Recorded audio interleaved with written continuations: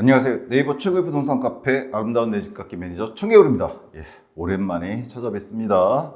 분양가 중개도 한 달 정도 멈췄고요. 그 이유들에 대해서 좀 이따 말씀드릴게요. 자, 오늘은요, 소소한 부동산, 소심하지만 소신 있는 부동산 관련 소식을 전해드리는 소소한 부동산 시리즈로 찾아왔고요. 오늘 제목은 탄핵 국면과 부동산입니다.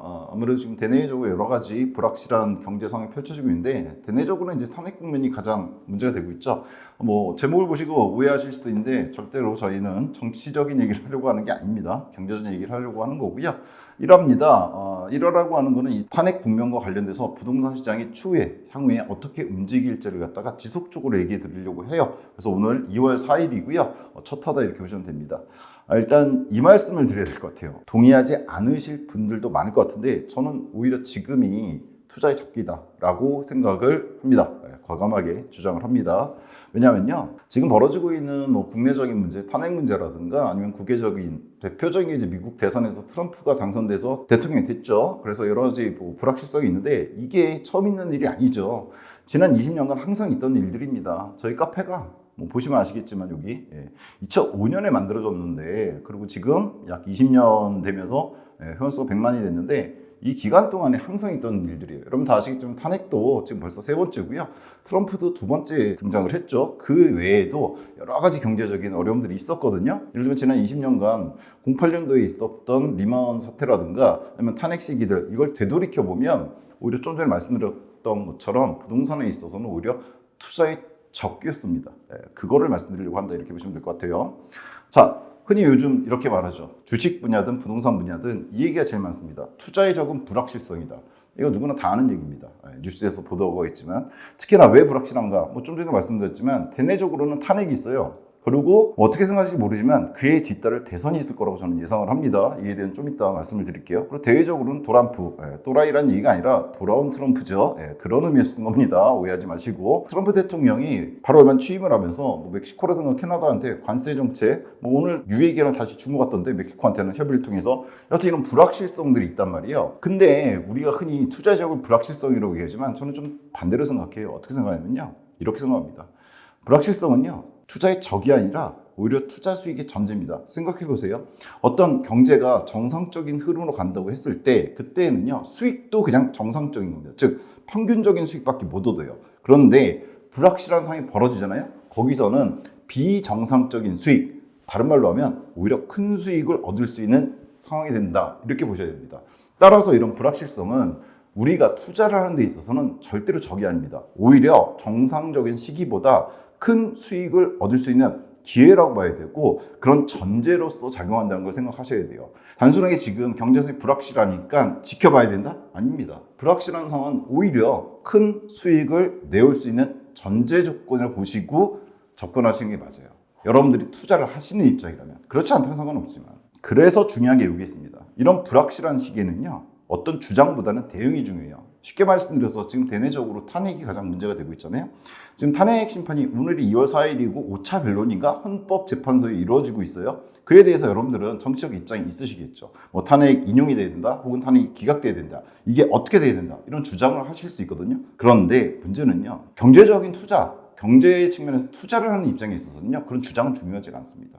왜냐하면 주장을 하는 순간 어떤 판단 능력이 흐려질 가능성이 높아져요. 내가 정치적 성향에 따라서 이번 탄핵이 인용돼야 된다, 혹은 기각돼야 된다, 어느 쪽에 방점을 두고 생각하는 순간 객관적인 상황을 갖다가 호도하게 됩니다. 따라서 여러분이 투자를 목적으로 하시는 분들이라면, 여러분들이 정치인이 아니잖아요. 저도 그렇고. 그렇다면은 지금의 이 불확실한 상황에 대해서 어떤 방향으로 가야 된다, 이런 주장을 하시는 것보다는 조금 한 발자국 떨어져서 어떤 식으로 흘러갈 것인가, 객관적으로. 그리고 그에 대해서 투자 측면에서 어떻게 대응하는 것이 맞는 것인가, 이걸 고민하셔야 됩니다. 따라서 여러분들이 어떤 정치적 판단은 자유죠. 개인의 자유지만 투자를 생각하신다면 투자에 있어서만큼은 그런 주장부터 좀 떨어져서 보실 필요가 있습니다. 즉, 이 불확실성이라는 상황을 갖다가 오히려 투자의 기회로 받아들이시려면 객관적인 상황 파악이 중요하다, 이 말씀을 드리는 거고요. 저는 그래서 과감하게 이렇게 생각을 합니다. 지금 이제 탄핵 국면이 벌어지고 있는데, 적어도 지금 상황들, 어떤 정치적 입장으로부터도 벗어나서 객관적으로 봤을 때는요, 적어도 2월 말 혹은 늦어도 3월 말 정도에는 이 탄핵 금액이 정리될 거라고 생각을 하고요. 좀 전에 대외적인 측면에서 가장 중요했던 거, 트럼프가 당선돼서 지금 취임을 했잖아요. 트럼프와 관련된 여러 가지 경제적 문제들이 있죠. 관세 문제부터 시작해서 이런 것들은 5, 6월쯤에 아마 대응이 될 거다 이렇게 봅니다. 이 얘기는 이렇습니다.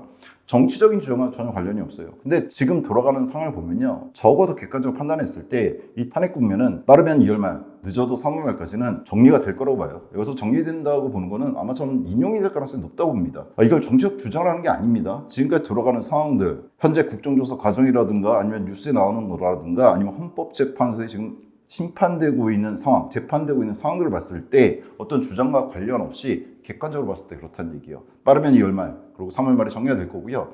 그렇게 되면 우리나라 헌법상 탄핵이 인용되면은 60일 이내에 대선을 치르게 되어 있습니다. 따라서 2달 정도 걸리죠. 따라서 지금 현재 뭐 멕시코나 캐나다에 대해서는 트럼프 같은 경우에 관세 인상이라든가 여러 가지 정책을 냈지만 지금 우리나라한테는 어떤 정책을 낼 수가 없죠. 불행인지 다행인지 럭키비키라고도 얘기하던데 우리나라에 지금 대통령이 없잖아요. 현재 상태에서. 따라서 미국 같은 경우에도 지금 우리나라에 대해서 어떤 것을 갖다가 요구할 수가 없죠. 논의할 수 있는 존재 자체가 부재하니까. 다만 2월 말에 3월 말 정도에 탄핵 금이 정리가 되면 대선이 있을 거고 그에 따라 새로 취임하는 대통령이 늦어도 6월 정도에는 취임을 하겠죠. 우리나라의 대통령이 얘기하는 겁니다. 그럼 그때부터 대외적인 어떤 경제 측면은 상황들이 벌어지지 않을까 이렇게 생각을 합니다. 이게 제가 판단하는 현재 객관적인 상황이에요. 정치적 주장을 떠나서 이렇게 될 가능성이 높다라고 생각하는 겁니다. 적어도 단기적인 예상을 해야지 어떤 투자를 할 거잖아요. 이렇다고 생각을 하고요. 그럼 일단 여기서 좀 살펴봐야 될 게 현재 부동산 상태가 어떠냐는 얘기예요. 근데 이거는 되게 쉽습니다. 여러분들이 어떤 뉴스를 부동산 관련 뉴스를 찾아보든 이렇게 나옵니다. 일단 거래량 감소했습니다. 지난 12월 달에 비상계엄이 있고 그 다음에 탄핵 국면으로 들어선 이후에 뉴스 보도들을 보시면 아시겠지만 서울 거래량이든 지방 거래량이든 절반 이하로, 절반이 뭡니까? 훨씬 더 아래로 거래량이 떨어졌다는 뉴스는 쉽게 접하실 수 있을 거예요. 두 번째, 분양 물량이 절대적으로 감소했습니다. 제가 분양가 중개를 갖다가 작년 12월 전까지만 하더라도 일주일에 적어도 서너 개에서 10개 정도 단지가 청약홈에 올라왔었어요. 근데 여러분 아시는지 모르겠지만 이번 주하고 다음 주에는 아예 분양 물량이 없습니다. 이게 작년 12월 비상계엄 이후 점점, 그리고 소비자들도 현재로서는 정치적 이슈에 빠져서 관심이 없고 이러다 보니까 분양 물량도 절대 감소해 있고 이러다 보니까 부동산 전반적 하향 안정 상태 쪽을 유지하고 있다 이렇게 보시면 될 것 같아요. 그리고 환율이나 금리도 변동성이 심하죠. 한국은행이 작년에 2번 연속으로 금리 인하를 갖다 했었죠. 그러다가 1월 달에 동결을 시켰습니다. 지금 상황이 어떻게 되는지 모르잖아요. 이거는 꼭 국내뿐만 아니라 트럼프 취임이라든가 여러 가지 맞물려서 미국 금리도 문제가 되고 하다 보니까 변동성이 심한 상태예요. 여러분 잘 아시겠지만 작년 12월 달에 계엄 터지고 나서 1,300원 후반대이던 달러 환율은 지금 이제 1,400원대 후반을 향해서 달려가고 있거든요. 아직 그게 정리되지 않은 상태예요. 그러니까 부동산은 전반적으로 불확실한 상태에서 하향 안정을 이루고 있습니다. 근데 여러분 이렇게 생각하셔야 돼요. 이거 누구나 다 아는 거잖아요. 뉴스에 다 나와요. 근데 이 상황이 뭘 얘기하는 거냐? 저는 이렇게 판단합니다. 이 상황의 결론은요. 현재 부동산이 정상 가격보다 떨어져 있다는 얘기입니다. 무슨 얘기냐면 만약에 작년 12월에 비상계엄이 없었고 지금 탄핵 국면이 벌어지지 않고 있다면 이런 것들이 없었겠죠. 거래량이 어느 정도 유지됐을 거고 분양 물량도 지속적으로 나왔을 겁니다. 과거의 어떤 흐름에 11월까지 흐름에 따라서 나왔겠죠. 근데 그게 비상계엄이라는 탄핵 국면 사태를 맞이하면서 감소로 이어졌고 분양 물량도 사라져 버렸어요. 그리고 환율과 금리도 급격한 변동을 겪고 있단 말이에요. 이런 상황에서 부동산 가격은 당연히 하향 안정이 되는데 이게 어떤 정상적인 안정을 보기가 힘든 거죠. 즉 비정상적인 상황에 의해서 가격이 내려가 있는 겁니다. 따라서 현재 상황의 결론은요.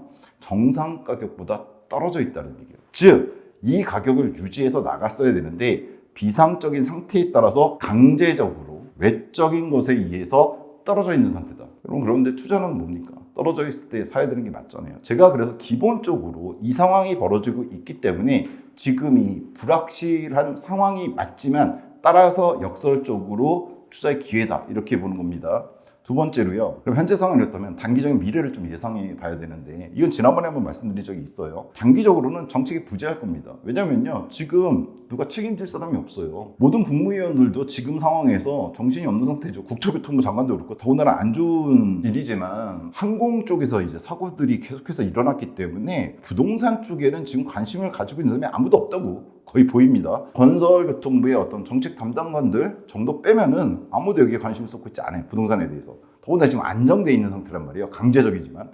그리고 부동산은 지금 후순입니다. 좀 전에 말씀드렸지만 대내적으로 경제성이 좋지가 않아요. 근데 이게 부동산 발로 만들어진 문제가 아니잖아요. 지금 현재.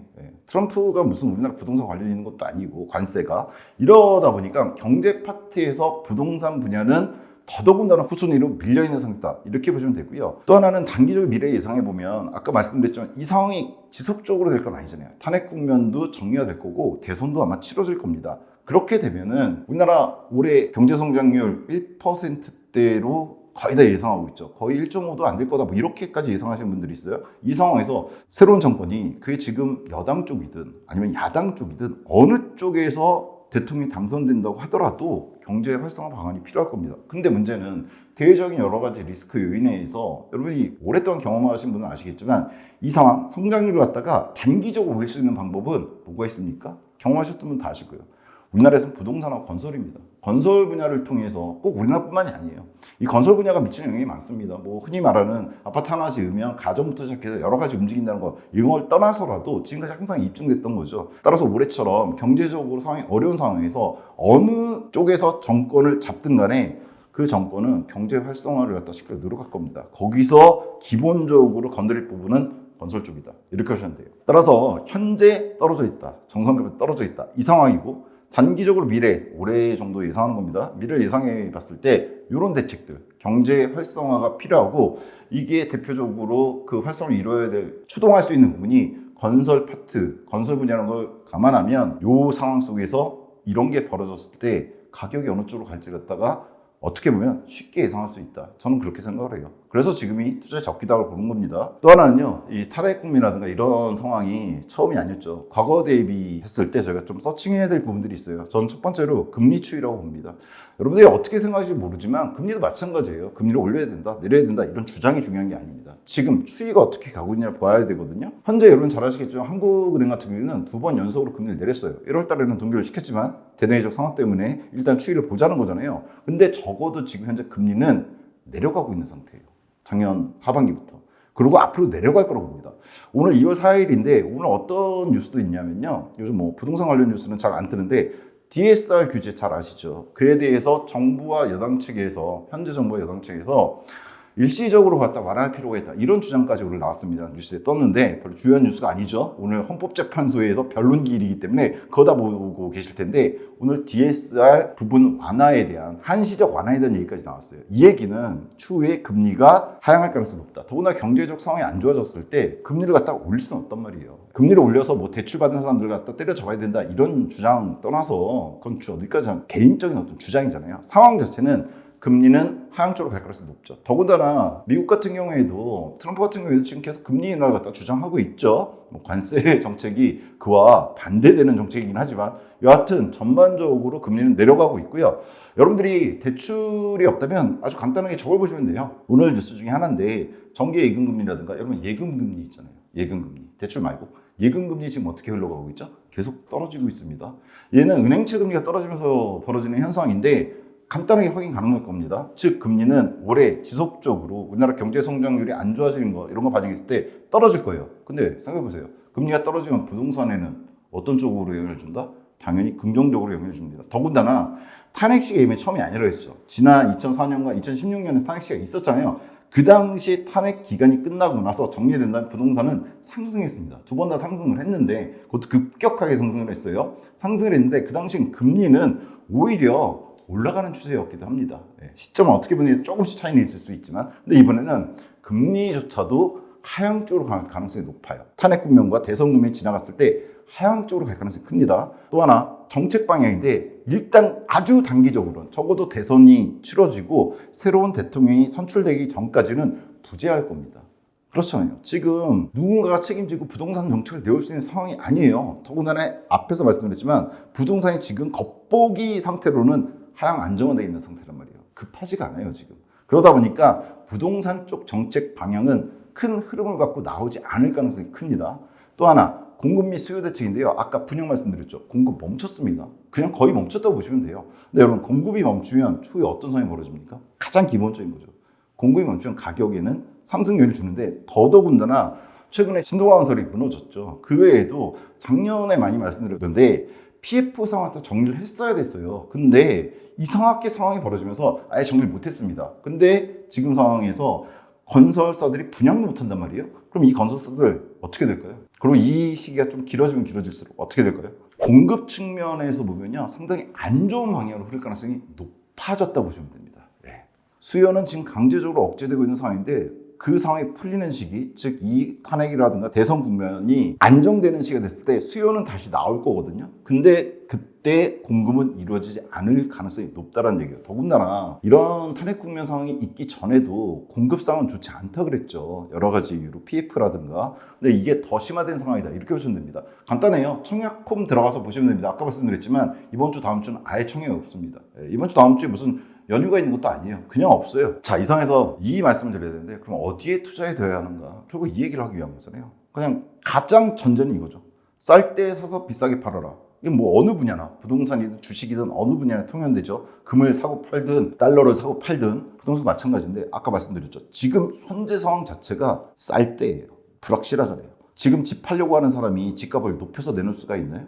집을 살려고 하는 사람이 비싸게 돈 주고 살려고 하는 상황입니까? 아니잖아요. 지금 싸졌어요. 따라서 지금이 누구나 다 아는 이 상황에 해당된다 이렇게 보시면 돼요. 문제는 이거죠. 그럼 어느 파트가 상대적으로 효율적으로 투자를 하려면 정상 가격 대비 많이 내려가 있는가? 또 하나 어느 파트가 공급 부족을 더 겪을 것인가? 아주 간단하게 말씀드릴게요. 추후에 영상을 통해서 지속적으로 말씀드릴 거라고 했어요. 요거 하나만 지금은 얘기 드릴게요.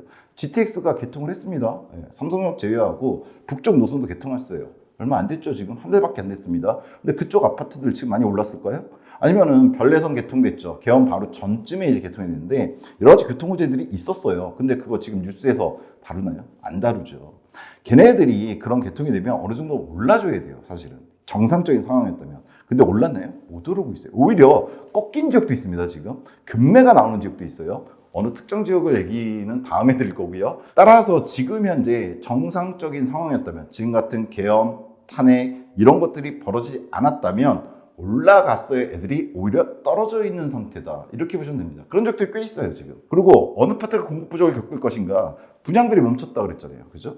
근데 애초에 공급되려던 부분 중에서 특히나 어느 부분이 공급 부족을 많이 겪게 될 것인가? 이것도 여러분들이 보셔야겠죠. 그에 따라서 수익률이 올라갈 수 있을 거니까요.